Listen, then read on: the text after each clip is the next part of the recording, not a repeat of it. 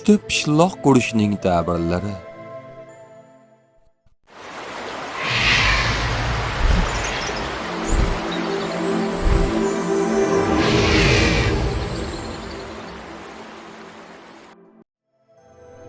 Ibn Sinonning ta'kidlashicha, tushdagi pishloq agar qurug'i bo'lsa, safardan hosili bo'ladigan ozgina molni bildiradi. Ho'l pishloq esa safarda emas, muqimlikda hosil bo'ladigan ko'p molni bildiradi.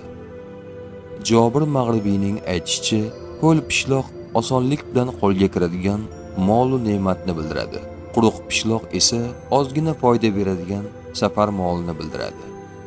Agar tushida non bilan pishloq iste'mol qilayotganini ko'rsa, g'am anduh bilan safardan hosil bo'ladigan ozgina molni bildiradi. Ba'zi bir ta'birchilarning ta'kidlashlaricha, unga bir illat yetadi, lekin undan tezda xalos bo'ladi. Tush ta'biri bashorat emas, barcha narsani bilguvchi yagona zot Allohdir. Ko'rgan tushlaringiz ta'birini bilmoqchimisiz? Unda kanalimizga obuna bo'ling.